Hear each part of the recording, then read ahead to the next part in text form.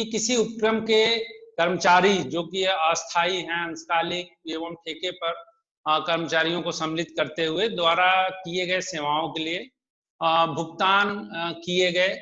भुगतान के लिए देय तथा भावी भुगतानों के लिए प्रावधानों सहित सभी प्रतिफलों के योग को कर्मचारी लागत कहते हैं।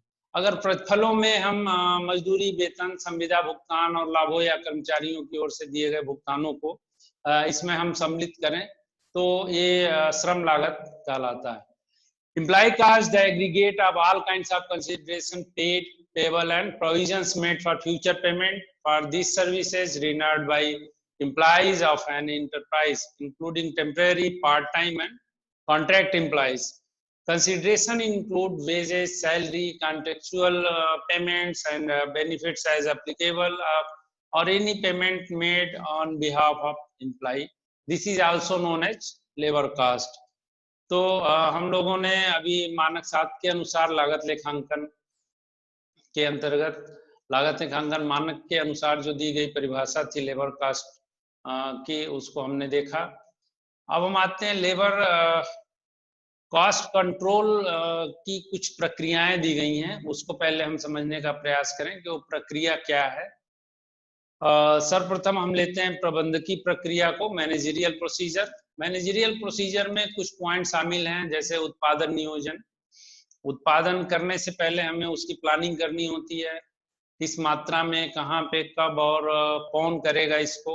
इन सब चीजों का जो है निर्धारण और प्लानिंग, उसका एक नियमन जो है वो प्रबंधकीय प्रक्रिया के अंतर्गत आता है। मानकों का निर्धारण, हम कितना उत्पादन करना चाह रहे हैं, किस क्वालिटी का उत्पादन करना चाह रहे हैं और किसके द्वारा कितनी हम अपेक्षा करते हैं। इस मानक को क्वालिटी को देखते हुए, उसकी मात्रा को देखते हुए और एम्प्लॉइयों से जो अपेक्षाएं हैं उसको देखते हुए मानक निर्धारित किया जाता है, जो कि प्रबंधकीय प्रक्रिया का एक महत्वपूर्ण कार्य है। श्रम बजटों का भी जो है वो बनाने का प्रयत्न यहाँ होता है कि किस तरह के हम लेबर कास्ट करने जा रहे हैं और उस लेबर में उनकी जो लागत आएगी वो कितना होगा, इसका हम पहले ही बजटिंग करते हैं। मजदूरी नीति का प्रभावशीलता का अध्ययन, जो वेजेज पॉलिसी है उसको हम देखते हैं कि वो किस तरह की होनी चाहिए मजदूरी नीति, उसके मानक क्या होने चाहिए, उसमें योग्यताएं सम्मिलित होंगी कि नहीं, किस योग्यता के व्यक्ति को हम कितनी मजदूरी रखेंगे, इन सब चीजों का जिक्र आता है। श्रम निष्पादन प्रतिवेदन जो है, रिपोर्ट, लेबर परफॉर्मेंस रिपोर्ट भी तैयार करने की आवश्यकता होती है। हर एम्प्लॉय का अलग अलग परफॉर्मेंस अप्रेजल होता है और देखा जाता है कि कौन सा एम्प्लॉय कितने टारगेट को पूरा किया, मानक के अनुसार कितना करना था, एक्चुअल में कितना हुआ। ये सब जो है सारा देखरेख जो है प्रबंधकीय प्रक्रिया का हिस्सा होता है। संचालनात्मक प्रक्रिया, ऑपरेशनल प्रोसीजर जो है, संचालन से रिलेटेड जितने भी कार्य हैं उसको इसके अंतर्गत सम्मिलित किया जाता है। जैसे श्रम आवश्यकताओं का उचित निर्धारण, जो लेबर कास्ट है उसको हम लोग कहाँ पे जरूरत है उसकी, ये निर्धारित करना भी महत्वपूर्ण है। ये संचालन जो प्रक्रिया है उसके अंतर्गत इसको रखा जाता है। श्रमिकों का वैज्ञानिक चयन, जो साइंटिफिक सिलेक्शन ऑफ एम्प्लॉइज, ये देखा जाता है कि प्रायः जितने भी भर्ती प्रक्रियाएं होती हैं वो कई सिस्टम से होता है। अगर हम वैज्ञानिक ढंग से भर्ती करते हैं, योग्यता के अनुरूप शिक्षित, स्किल्ड, ट्रेंड अगर हम एम्प्लॉय को रिक्रूट करते हैं तो वहाँ पे हमारा जो है वो उद्देश्य पूरा होता है और ये सब चीजें हमारे संचालन प्रक्रिया के अंतर्गत शामिल होती हैं। कार्य पर उचित नियुक्ति, अगर हम ट्रेंड व्यक्ति को हायर करने के बाद अगर उसको सही जगह पे प्लेस नहीं कर पाते हैं तो उसकी योग्यता, उसकी कुशलता और उसको हम लोग सही सही अपने प्रयोग में नहीं ले पाते हैं, तो ये भी देखने की जरूरत होती है एक अच्छे जो है वो ऑपरेटर की किस तरह से इनका सही जगह पे इनका प्लेसमेंट हो। उपस्थिति समय का अभिलेख, एक टाइम कीपर जो है सारे एम्प्लॉइयों का उपस्थिति देखता है, उसके वर्क आवर को देखता है कि कितने समय में इसने इतने उत्पादन को जो है कंप्लीट किया। तो ये सब भी चीजें जो है वो उसका एक रिकॉर्ड मेंटेन करने की जरूरत होती है, और वहाँ पे ये श्रम लागत लेखांकन का ये हिस्सा बन जाता है। मजदूरी की उचित गणना एवं लेखा, जो वेजेज पेमेंट हो रहे हैं उसकी कैलकुलेशन बहुत अच्छे से होना चाहिए, और इसका लेखा के अंतर्गत जो लेखांकन है उसमें अकाउंटिंग जो इसका बना हुआ है खाते जो हैं उसमें इसकी विधिवत एंट्री होनी चाहिए, ताकि उसको उसका सदुपयोग किया जा सके। अब हम आते हैं पारिश्रमिक भुगतान की कुछ उचित विधियां जो है दी हुई हैं, उसको भी हमें फॉलो करना है कि हम किस आधार पे दे रहे हैं, टाइम के हिसाब से दे रहे हैं, घंटे के हिसाब से दे रहे हैं, वीकली दे रहे हैं, मंथली दे रहे हैं, किस आधार पे दे रहे हैं उसको। तो इसको भी निर्धारित करने की जरूरत होती है, उसी में कार्यात्मक प्रक्रिया में है। अनुत्पादक समय नियंत्रण, एक टाइम कंट्रोलिंग भी बहुत जरूरी है कि आप अगर किसी चीज का प्रोडक्शन कर रहे हैं तो उसका एक टाइम फ्रेम होता है, इतने समय में हमें इतना उत्पादन करना है, और उसको बड़ा ध्यान से उसी समय सीमा के अंदर उत्पादन करने की आवश्यकता होती है। उचित प्रशिक्षण की आवश्यकता होती है, अगर आपका आउटपुट सही ना निकल रहा हो तो वहाँ पे देखा जाता है कि प्रायः उन्हें प्रशिक्षण की आवश्यकता होती है, और उन्हें प्रशिक्षण समय पे दिया जाना चाहिए। श्रम आवर्तन पर नियंत्रण, जो श्रम का लेबर का जो टर्नओवर हो रहा है, लेबर जो यहाँ वहाँ जा रहे हैं, रोटेट जो हो रहे हैं, उस पे कंट्रोलिंग होनी चाहिए, क्योंकि अगर आप किसी श्रमिक को एक जगह कभी रखते हैं, कभी दूसरे जगह रखते हैं, या खुद छोड़ के चला जाता है, आप जब दूसरे व्यक्ति को उस वर्क प्लेस पे ले आते हैं तो उसे प्रशिक्षण की आवश्यकता होती है, प्रशिक्षित रहता है, तो उसे फिर भी एक मनोदशा बनाने का समय लगता है, और इसमें जो है ओवरऑल लॉस जो है वो कंपनी को, इंटरप्राइज को उठाना पड़ता है कि उसको प्रशिक्षण पे व्यय उसका अधिक होता है, या जो अपेक्षा की जाती है आउटपुट की वो नहीं निकल पाता है। अनुपस्थितिवाद पर नियंत्रण, अगर ये भी प्राय देखा जाता है एब्सेंसिया के, बहुत सारे लोग एब्सेंटीज जो बढ़ते हैं, उसका क्या कारण है, इस पे भी कंट्रोल करने की जरूरत होती है। अगर आप ज्यादा लिबरल है तो लोग एब्सेंटीज अपना बढ़ा देते हैं, तो इन सब चीजों को भी समय से ध्यान देने की जरूरत होती है। समय और गति अध्ययन, टाइम और स्पीड का भी यहाँ पे महत्वपूर्ण रोल होता है कि आप का स्पीड किसी भी प्रोडक्शन के लिए लेबर की कार्य की गति और उसका जो है टाइम देने की क्षमता कितना है, क्या है, तो इस पर भी जो है वो कार्यात्मक ऑपरेशनल प्रोसीजर का ये हिस्सा होता है, और उसमें देखने की आवश्यकता होती है। उत्पादकता वृद्धि, कार्य मूल्यांकन, आकस्मिक और कर्मचारियों पर नियंत्रण, ये कुछ पॉइंट्स, इंपॉर्टेंट पॉइंट्स हैं। इसके अलावा जो ऊपर दिए गए हैं कि हमारा जो प्रोडक्टिविटी है उसमें वृद्धि हो रही है कि नहीं, परफॉर्मेंस अप्रेजल हम टाइम से कर पा रहे हैं कि नहीं, आकस्मिक और कर्मचारियों पर, आकस्मिक कभी कभी कैजुअलिटी हो जाती है, उस दौरान किस तरह से फर्म उसको हैंडल करता है। और कर्मचारियों पर नियंत्रण, कर्मचारियों पर नियंत्रण से आशा यहाँ पे है कि आप अपने कर्मचारियों के जो उत्पादन क्षमता है उस पे नियंत्रण रखते हैं, उसको अगर कम है हमारे स्टैंडर्ड आउटपुट से, तो एक्चुअल आउटपुट को एफिशिएंसी को बढ़ाने का प्रयास किया जाता है। उसको, उसके कई तरीके हैं, उसको अपना करके वहाँ पे कर्मचारियों को नियंत्रित किया जाता है कि अगर कमियां हैं तो क्यों है, उसको दूर करने का प्रयास करे वो। अब हम आते हैं तीसरा प्रक्रिया के रूप में हम देखते हैं कि संगठनात्मक कुछ प्रोसीजर्स होते हैं, उसमें कौन कौन से भी वर्गीय विभाग, पर्सनल विभाग होता है जिसमें भर्ती, प्रमोशन, प्रशिक्षण, ये सब चीजें इसमें आती हैं, तो उसका एक अपना विभाग होता है और वो इस संगठन प्रक्रिया के अंतर्गत काम करते हैं। इंजीनियरिंग तथा कार्य अध्ययन विभाग,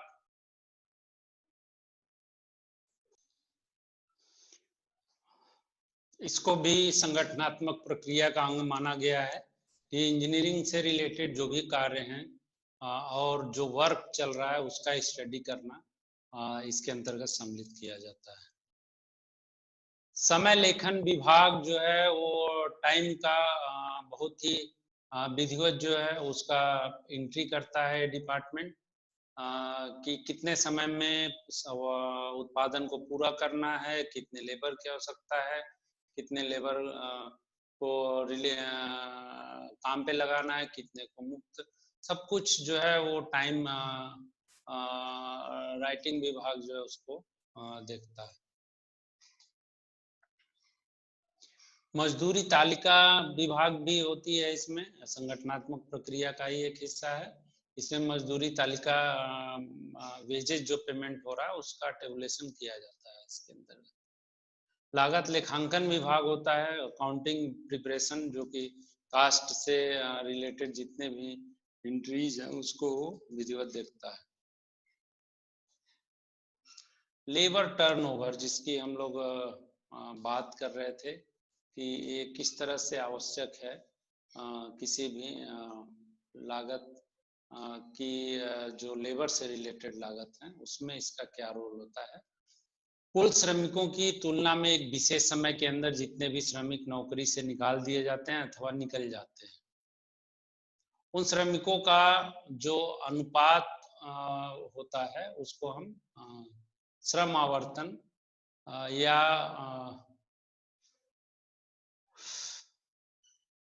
लेबर टर्नओवर कहते हैं उसको हम।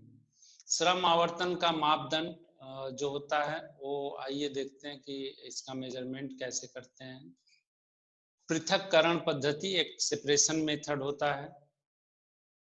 इसको हम अवधि में जो उस कार्यकाल में निकले हुए हैं श्रमिक और उस अवधि की बात हो रही है कि अवधि में पृथक हुए श्रमिकों की संख्या जो पृथक हो रहे हैं, चाहे छोड़ के जा रहे हैं चाहे छोड़ाया जा रहा है, अवधि में पृथक श्रमिकों की संख्या डिवाइड बाय अवधि में श्रमिकों की औसत संख्या, जो भी श्रमिकों की संख्या हो उसमें से एवरेज निकालते हैं और फिर उसमें मल्टीप्लाई 100 करते हैं, तो वो हमारा पृथक्करण पद्धति सेपरेट मेथड वहां पे निकल के सामने आता है। प्रतिस्थापन पद्धति मेथड, इसमें हम अवधि में प्रतिस्थापित हुए किए हुए श्रमिकों की संख्या और अवधि में श्रमिकों की औसत संख्या मल्टीप्लाई 100, इसके द्वारा हम लोग प्रतिस्थापित पद्धति से निकालते हैं। आवागमन पद्धति फ्लक्स मेथड, पृथक की संख्या जितने सेपरेट हुए थे, स्थानापन्नों की संख्या जितने रिप्लेस हुए थे और उन दोनों को जोड़ के फिर हम श्रमिकों की औसत संख्या से भाग करते हैं और उसमें 100 का मल्टीप्लाई करते हैं, तो हमारा आवागमन पद्धति जो है वो निकल के आता है। एक उदाहरण से हम लोग देखने का प्रयास करें यहाँ पे कि क्वेश्चन के द्वारा हम समझेंगे तो ज्यादा क्लियर होगा। क्वेश्चन है कि X metal industry give the following information. Number of employees on 1 January 1919, 1 January 1919 को 200 जो नंबर ऑफ एम्प्लॉइज थे। फिर number of employees on 31 December 19 240, number of employees on resigned 20 जो है रिजाइन किए, number of employees on discharge 5, number of employees on replaced 18, और इतने information के बाद जो हमें करना है वो calculate the net rate and comment labour turnover पे हमें कमेंट करना है कि ये लेबर टर्नओवर की क्या स्थिति है। लेबर टर्नओवर का हम लोग एक इलस्ट्रेशन से, एक एग्जाम्पल से इसको समझने का प्रयास करेंगे। तो आइए देखते हैं कि किस तरह से निकलता है। कुछ हमने आपको फॉर्मूला भी बताया इसके पूर्व। सबसे पहले हम देखते हैं कि इसका प्रोफार्मा जो है, इसका जो छोटी छोटी चीजों को पहले हम कर लें। जैसे टोटल नंबर ऑफ सेपरेटेड, कितने सेपरेट हुए हैं। अब देखिए कि जो रिजाइन का है एम्प्लॉइयों का वो 20 है और डिस्चार्ज जो है वो 5 है। तो 25 यहाँ पे हमारा टोटल सेपरेट दिखा रहा है कि वो चाहे रिजाइन करके गया हो या डिस्चार्ज हुआ हो, वो कंपनी छोड़ दिया है। तो ऐसे संख्या जो है लेबरों की कुल 25 है। नंबर ऑफ रिप्लेस्ड आप देख रहे हैं कि 18 है, जो कि हम एक दूसरे जगह उसको रिप्लेस करते हैं। एवरेज नंबर ऑफ एम्प्लॉइज, आप देखिए कि टोटल जो हमारे यहाँ एम्प्लॉय कार्यरत हैं वो शुरू के और लास्ट के हम देखते हैं, 1 जनवरी का और 31 दिसंबर का। तो 200 और लास्ट में हमारा 240 बचता है, तो हम उसका एवरेज निकालते हैं और 220 आता है यहाँ पे। और लेबर टर्नओवर, अब हम उसका रेट निकालने जा रहे हैं लेबर टर्नओवर का। पहला बाय सेपरेट मेथड से, बाय सेपरेट मेथड से हमारा जो फॉर्मूला था उसमें हमने रखा। तो 25 जो कि total number of separated 20 and 5, 25 multiply 100 by 220। तो इस तरह से 11.36 के रेट से वहाँ पे सेपरेशन था। और बाय रिप्लेसमेंट मेथड हम देखें तो 18, जिसमें कि हम रिप्लेस्ड को लेते हैं वहाँ पे, और उसमें 220 से जो एवरेज संख्या उससे डिवाइड करके मल्टीप्लाई 100 करते हैं। तो 8.18% जो है इसका परसेंटेज शो होता है रेट का, कितने रेट से वहाँ पे रिप्लेसमेंट हुए। बाय फ्लक्स मेथड, इसमें टोटल जो हमारे सेपरेटेड हैं और टोटल रिप्लेस्ड हैं, दोनों को हम लोग जोड़ देते हैं, फिर उसमें एवरेज का भाग करके मल्टीप्लाई 100 से करते हैं। तो यहाँ पे बाय फ्लक्स में हमने देखा कि 19.50 का रेट रहा उनको फ्लक्स करने का। अगर हम उस पर टिप्पणी करें तो श्रम आवर्तन जो दर है वो अधिक है, अतः प्रबंधकों को चाहिए कि बेहतर सेवा सुविधा प्रदान कर श्रम आवर्तन कम करें। दूसरा जो है 25 पृथक हुए व्यक्तियों में से केवल 18 के स्थान भरे गए। आप देखिए कि 25 जो है वो चाहे डिस्चार्ज हुए या रिजाइन हुए, उसमें से 25 की जगह 18 आए, परंतु 47 नए व्यक्ति सेवा में भर्ती किए गए, जिससे कर्मचारियों की संख्या अंत में 240 हो गई। नई भर्ती का कारण उत्पादन का बढ़ाना या नया उपकार लेने से। तो इस तरह से हमने देखा कि लेबर जो टर्नओवर है उसके रेट को और उसके विभिन्न पहलुओं को हमने देखने का प्रयास किया।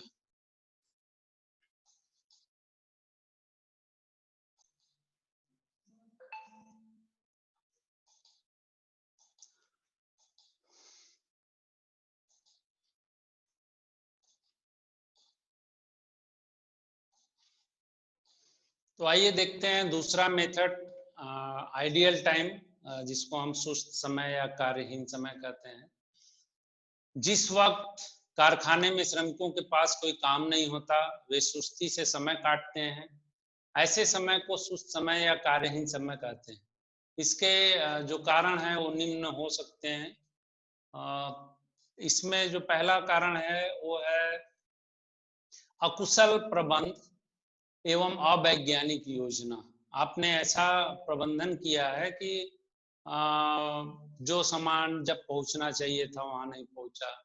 आपके यहाँ ऐसा नहीं है कि लेबर समय काटता है ऑन ड्यूटी, लेबर के पास काम नहीं होता है या जो आपने योजना बनाई है वो दुरुस्त नहीं योजना है, इस वजह से वहाँ पे अव्यवस्थाएं होती हैं। तो कारण, बहुत बड़े कारण में यही कारण है कि अकुशल जो है वो प्रबंधन है और अवैज्ञानिक योजना है। दूसरा कारण हो सकता है अधिकारियों की लापरवाही। अगर आपने कंट्रोलिंग सही सिस्टम नहीं बनाया है, ऑफिसर्स आपके टाइम से चेकिंग नहीं करते हैं, तो ये भी एक कारण हो सकता है कि कुशल प्रबंधन भी हो, वैज्ञानिक योजना भी हो, फिर भी आपके कंट्रोलिंग का जो सिस्टम है, तंत्र है, वो सही से काम ना कर रहा हो, तो भी वहाँ पे देखने को मिलता है कि वो काम ठीक से नहीं कर रहे हैं। सेवा योजकों तथा श्रमिकों के बीच संघर्ष, एक कारण ये भी हो सकता है कि वहाँ पे शांति न चल रही हो उद्योग में, और श्रमिक किसी मुद्दे को, किसी मांग को लेके बैठा हो, धीमे कार्य की जैसी प्रणाली अपनाई हो लोगों ने, तो ये भी एक कारण हो सकता है कि संघर्ष का कारण जो है वो आइडियल टाइम का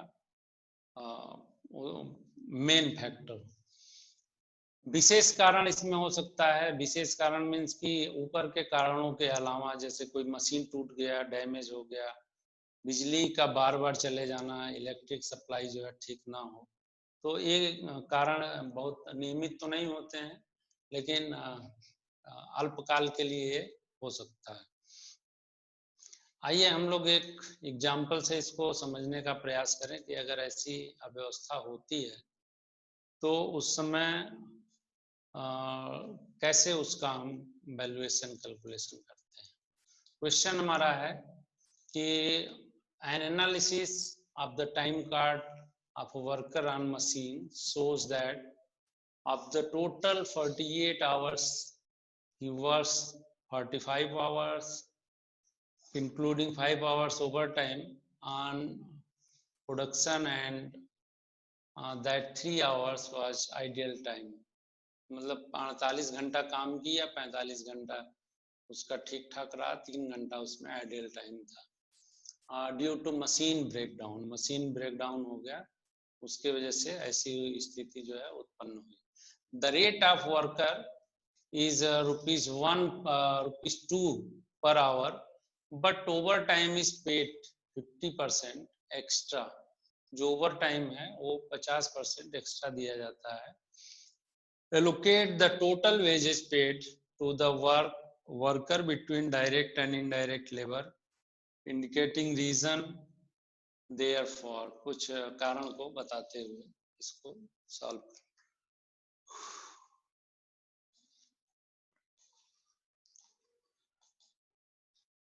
आइए इसको कैलकुलेट करने का हम लोग प्रयास करें।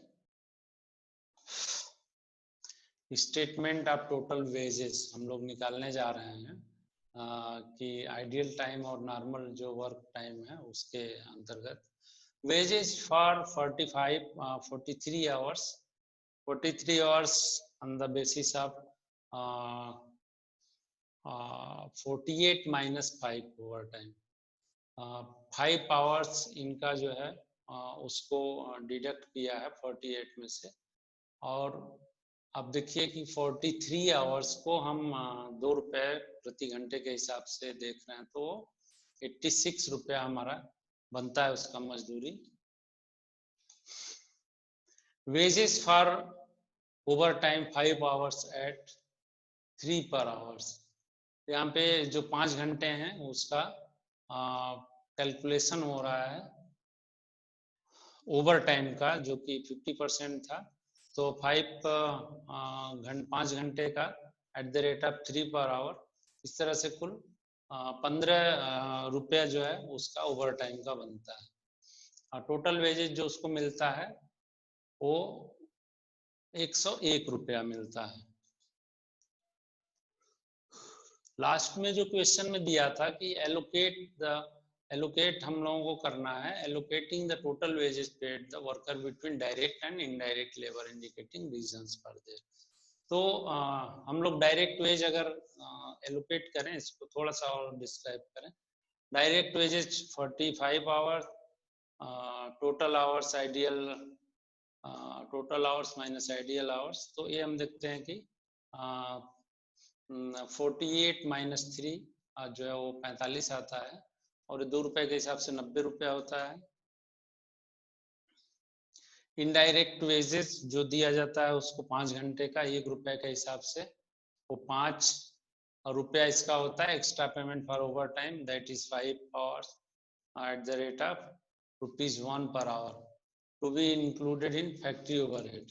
तो इस तरह से इसका 5 रुपया बनता है। Wages for abnormal time 3 hours, 2 रुपये प्रति घंटा से treated as a normal abnormal loss charge to cost profit and loss. तो ये 6 रुपीज इसमें जो है वो इंक्लूड होता है और इस तरह से इसको पैसा मिलता है उस एबनॉर्मल आइडियल टाइम का।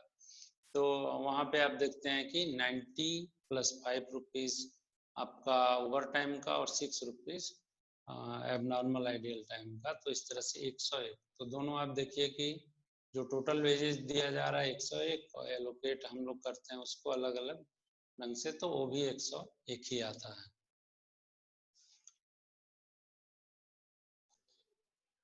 अब आइए जानने का प्रयास करते हैं ओवर टाइम।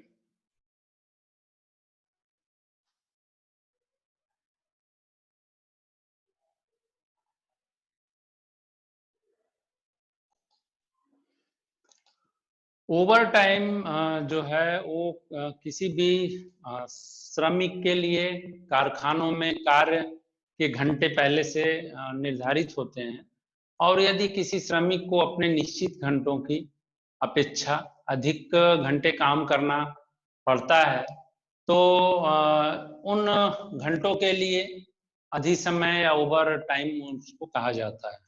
और अगर हम इसको एक उदाहरण से समझें, जैसा हम लोगों ने पहले ही कहा था कि हम उदाहरण और न्यूमेरिकल के द्वारा इन सब को समझने का प्रयास करेंगे। एक उदाहरण से समझें, यदि किसी श्रमिक को एक दिन में 8 घंटे काम करना है, परंतु यदि उसने जो है 10 घंटे काम किया तो जो 2 घंटा अधिक समय इसने यहाँ पे दिया उसको हम ओवर टाइम कहेंगे।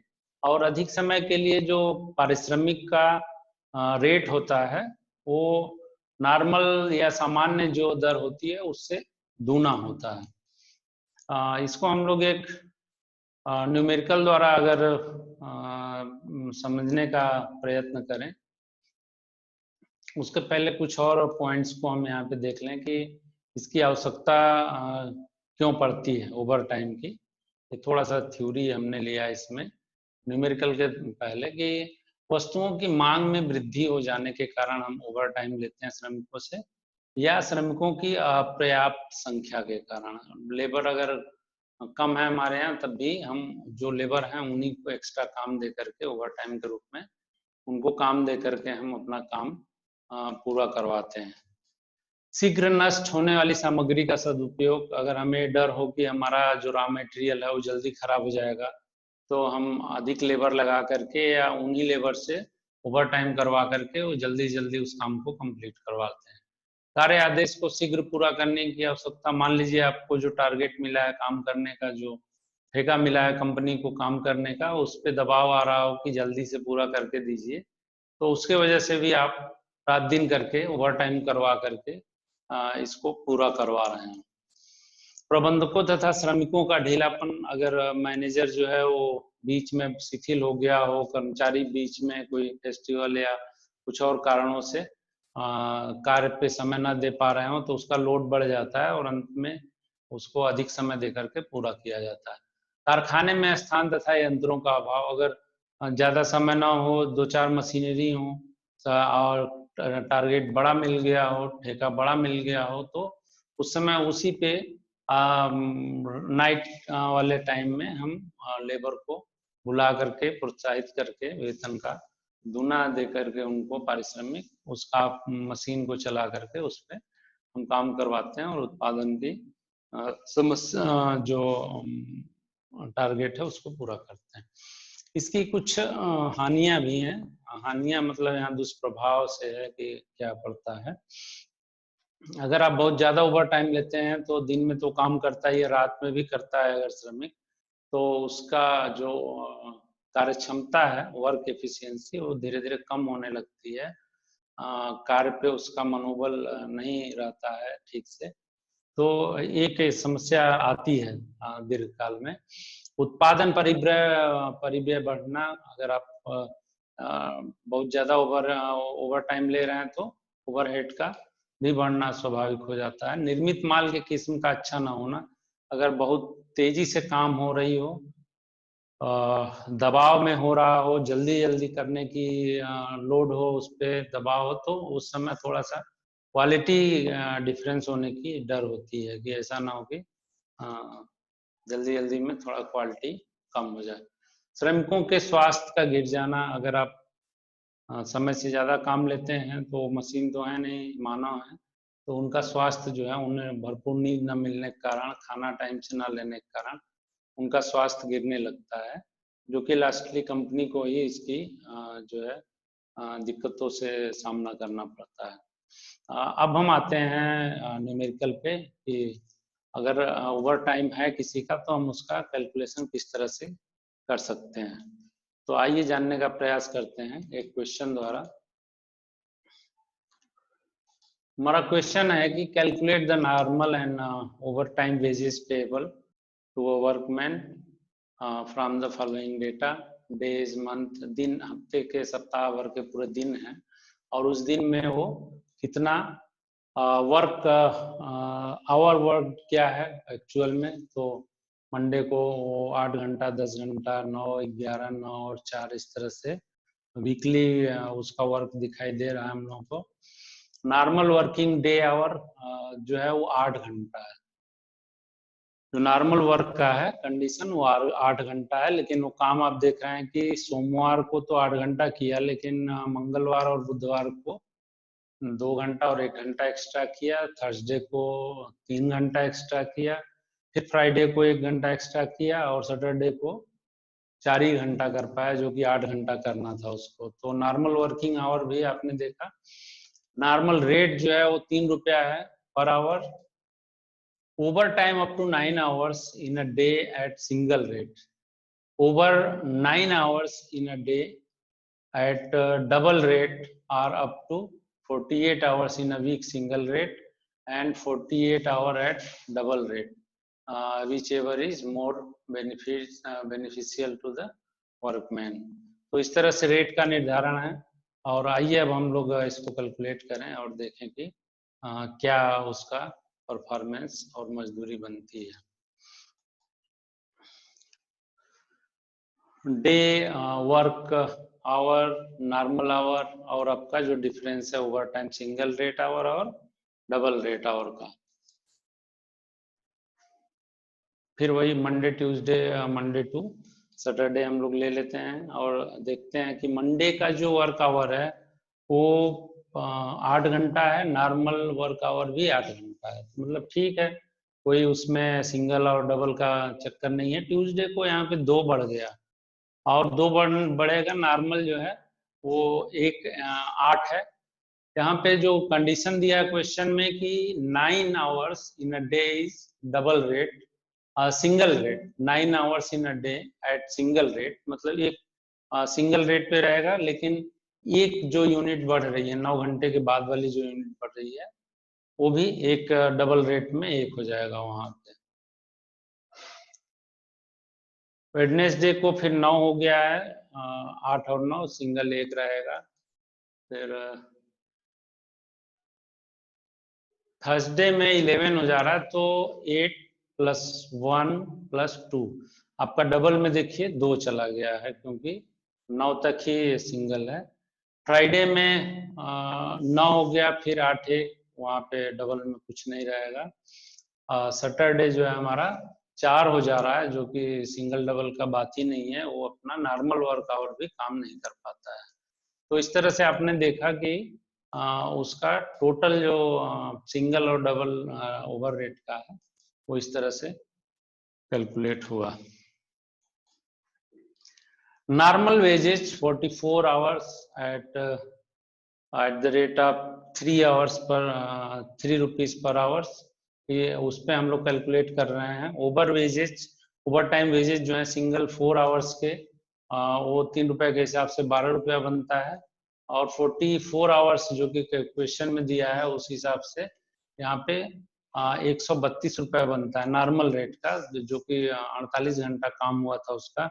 अब देखिए कि 8 8 8 1 2 3 4 5 40 और 4 44 घंटा इन्होंने नॉर्मल आवर्स वाला जो है वो हमने लिख लिया 3 रुपए के हिसाब से 132, ओवर टाइम वेजेस सिंगल वाला आप देखिए, सिंगल में कुल 4 घंटे ही आ रहे हैं, तो ये 4 घंटे का 3 रुपए के हिसाब से हो गया। और डबल 3 घंटे हैं जो कि जस्ट डबल उस पर मिलता है, तो वो 6 घंटे का 18 रुपया हो गया, जस्ट दूना होता है, मतलब एक्स्ट्रा जो करेगा। तो उसका 3 घंटे का जो 3 रुपया पर घंटा था वो 6 रुपया पर घंटा हो गया, और ये 18 रुपया, इस तरह से कुल 162 रुपये यहाँ पे शो हो रहे हैं, 12 सिंगल का और 18 डबल का, 162। अगर हम on the basis of second alternatives के हिसाब से देखें कि नॉर्मल वेज 3 रुपए के हिसाब से 48 घंटे का जो वैसे दिया है, 4 घंटा कम दिया है, तो उसको भी हम ले लेते हैं, तो 148 घंटा आता है। और ओवर टाइम बेसिस 6 रुपया पर आवर आता है, जो कि 3 घंटे का है, तो 18। इस तरह से इसका भी 162 आ गया। तो ये ओवर टाइम का कैलकुलेशन था, और हम लोगों ने तीनों को समझने का प्रयास किया कि किस तरह से लेबर टर्नओवर को हम लोग देखते हैं, कैलकुलेट करते हैं, आइडियल टाइम को, और लास्ट में हमने देखा ओवर टाइम को। तो बहुत बहुत धन्यवाद आप लोगों का।